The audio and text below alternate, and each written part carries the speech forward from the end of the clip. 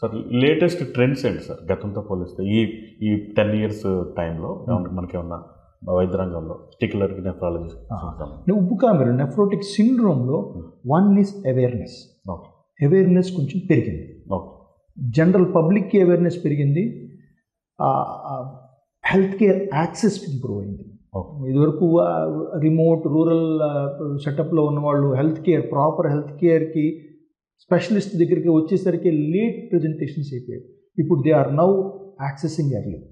Google వచ్చింది, they are trying to find out where the specialist is. అది ఒకటి.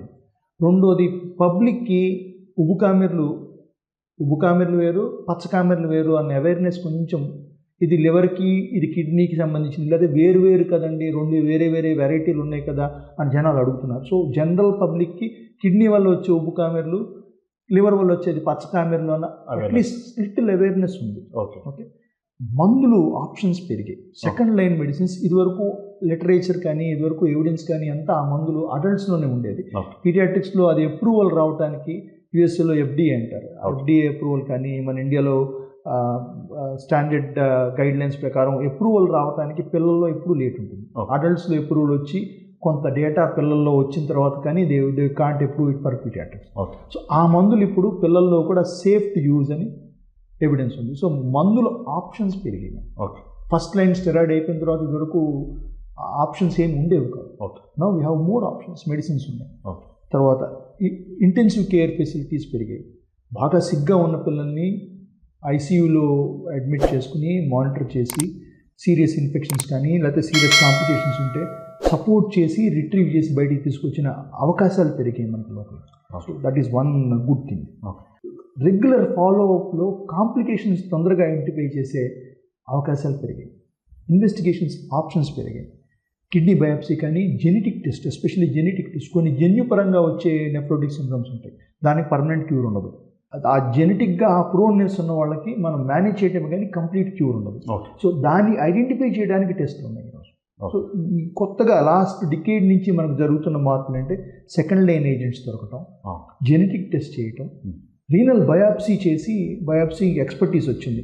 పిల్లల్లో కూడా కిడ్నీలో బయాప్సీ తీసి దానికి టెస్ట్ చేయించి ఏ type of nephrotic syndrome identify, ఇవన్నీ లేటెస్ట్గా వచ్చింది మనం. సో అది తీస్తారు కదా, అది ఎదుగుతుందంటారు సార్, అది కవర్ అయిపోతుందా? అది చిన్న హెయిర్ ఫాలికల్ అంతా ఉంటుంది, చిన్న నీడిల్ పెట్టి తీస్తుంది, ఓపెన్ బయాప్సీ కాకుండా. ఓకే. సో అల్ట్రాసౌండ్ స్కాన్తో అడల్ట్స్లో అయితే పర్టికులర్ పొజిషన్లో కూర్చోబెట్టి లోకల్ అనెస్థీషియా ఇచ్చేసేయచ్చు, కిడ్నీస్ కొంచెం పెద్దగా ఉంటాయి, పిల్లల్లో చిన్నగా ఉంటాయి. సో జనరల్ అనెస్థీషియా కానీ సెడేషన్ కానీ ఇచ్చి అల్ట్రాసౌండ్ స్కాన్తో చూస్తూ under ultrasound guidance all the aseptic conditions, అంటే ఇన్ఫెక్షన్ రాకుండా తీసుకోవాల్సిన జాగ్రత్తలను తీసుకుంటూ ఐదర్ ICUలో క్లీన్ ఏరియాలో కానీ లేకపోతే థియేటర్లో కానీ ఏజ్ బట్టి వాళ్ళ కాంప్లికేషన్స్ బట్టి వాళ్ళ రిస్క్ బట్టి అల్ట్రాసౌండ్ గైడెన్స్తో చేస్తాం.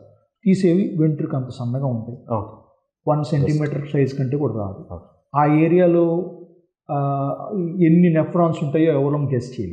మనకి యాక్సెసిబుల్ అన్ని కిడ్నీలో ప్రతి పార్ట్ మనకి నీడిల్కి అందదు, కొంత పార్టే అందుతుంది. ఏ పార్ట్లోకి వెళ్తే మనకి సేఫ్ అల్ట్రాసౌండ్లో చూసుకుంటూ చేస్తాం.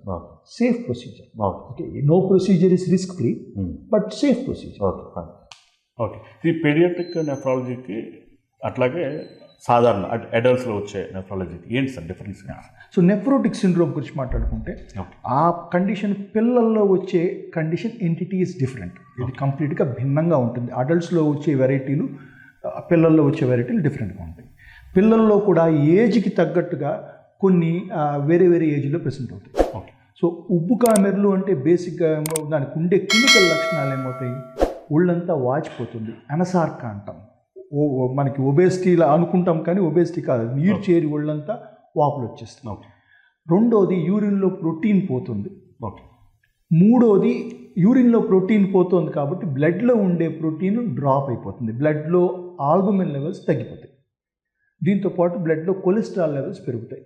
ఇవి బయటికి కనిపించే లక్షణం నార్మల్గా ఏ తల్లిదండ్రులకైనా కళ్ళు చుట్టూ వాపులు వస్తున్నాయి. ఫస్ట్ స్టార్ట్ అయ్యేది కళ్ళ చుట్టూ వాపులతో స్టార్ట్ అవుతుంది. తర్వాత మొహం, పొట్ట, కాళ్ళు, చేతులు ఇవన్నీ వాపులు కనపడతాయి. కళ్ళ చుట్టూ వాపులు వచ్చినప్పుడు సాధారణంగా పిక్ చేయటం కొంచెం కష్టం, ఐడెంటిఫై చేయడం, గుర్తించడం కొంచెం కష్టం. ఎందుకంటే దగ్గులు జలుబులు పిల్లల్లో కామన్గా వస్తాయి. దగ్గులు జలుబులు వచ్చినప్పుడు కళ్ళ చుట్టూ వాస్తే దగ్గు జలుబు వల్ల ఆ మొహం కొంచెం ఉబ్బరించిందిలే అనుకుంటారు. ఫస్ట్ టైం డయాగ్నోసిస్ అప్పుడు ఫస్ట్ టైం బయటపడే ముందు ఒక 2-3 వారాలు పడుతుంది ఆ వాపులంతా ఒళ్ళంతా సెట్ అవ్వడానికి. కొంతమంది పిల్లల్లో వాపులతో కాకుండా యూరిన్ మూత్రం రావటం తగ్గిపోతుంది. అది ఎర్లీగా ప్రజెంట్ చేస్తారు కొంతమంది. సో వాళ్ళల్లో ఏమవుతుంటే అబ్జర్వ్ చేసుకోగలిగితే పేరెంట్స్ ఇవన్నీ చూసి పికప్ చేయగలిగితే యూరిన్ సరిగ్గా పోయట్లేదేంటి, ఈ అనుమానాలతో ఎర్లీగా ప్రజెంట్ అవ్వచ్చు. అవగాహన ఉన్నవాళ్ళు కొంచెం తొందరగా ప్రెజెంట్ అవుతారు. అవగాహన లేని వాళ్ళకి యూజువల్గా 2 to 3 weeks పడుతుంది డయాగ్నోసిస్. ఇది బయటకు కనిపించే లక్షణాలు, కానీ దీనికి వెనకాల ఉండే కారణాలు మారిపోతాయి.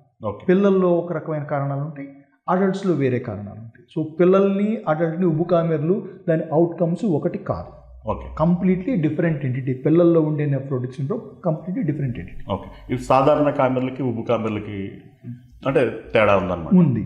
కామెర్లు అంటే పచ్చ కామెర్లు, అది లివర్కి సంబంధించిన కండిషన్. ఇది ఉబ్బు కామెర్లు కిడ్నీలకు సంబంధించి. ఉబ్బు కామెర్లు ఎందుకన్నారంటే వాపులు వస్తాయి, ఒళ్ళంతా వాపులు వస్తాయి కాబట్టి సాధారణ పరిభాష వాడారు. సో కొలోక్వియల్ లాంగ్వేజ్లో జనాలు కామన్గా చెప్పుకునేది ఏంటంటే కామెర్లు అనగానే కన్ఫ్యూజ్ అయిపోతారు, లివర్కి సంబంధించిందే కదా. కానీ ఇది కంప్లీట్లీ డిఫరెంట్. ఇది ఉబ్బు కామెర్లు వాపులతో ప్రెసెంట్ అవుతుంది కాబట్టి దీన్ని ఉబ్బు కామెర్లు అంటారు. ఇది కిడ్నీకి సంబంధించి. సో ఇది బయటపడతాయి అసలు ఎట్లా స్టార్ట్ అవుతుంది సార్, ఏంటి రీజన్ ఏంటి సార్? దీనికి పిల్లల్లో 1 సంవత్సరం కంటే తక్కువ వచ్చే పిల్లల్లో, అలాగే 10 సంవత్సరాల కంటే ఎక్కువ ఏజ్లో ఉన్న పిల్లల్లో వచ్చే ఉబ్బు కామెర్ల వెనకాల ఉండే కారణాలు వేరుగా ఉంటాయి. ఈ నెఫ్రోటిక్ సిండ్రోమ్ జనరల్గా మనం ఇప్పుడు మాట్లాడుకునే నెఫ్రోటిక్ సిండ్రోమ్ యూజువల్గా 2 years నుంచి 10 years లోపు ప్రెజెంట్ అవుతారు. 1 year కంటే తక్కువ ఏజ్లో ఉన్న వాళ్ళకి జెనెటిక్ కంజెనిటల్ నెఫ్రోటిక్ సిండ్రోమ్ అనే కండిషన్. అంటే తల్లిదండ్రులు కానీ పూర్వీకులు కానీ అది జెనెటిక్ జన్యుపరంగా వచ్చే నెఫ్రోటిక్. దాని అవుట్కమ్స్ ఆర్ డిఫరెంట్. ఓకే, దాని గురించి మనం ఇప్పుడు మాట్లాడుకోవట్లేదు. క్లినికల్గా అది బయట పెట్టే లక్షణాలు ఇవే అవుతాయి, కానీ దానికి కారణాలు మారిపోతాయి. అలాగే 10 సంవత్సరాలు దాటిన తర్వాత ఆటో ఇమ్యూన్ కండిషన్, SLE అని ఉంది, హినాప్షాన్లీ పర్పురా ఉంది, ఇలాంటి కొన్ని ఆటో ఇమ్యూన్ కండిషన్స్తో వాటి కారణాలు మారిపోతాయి.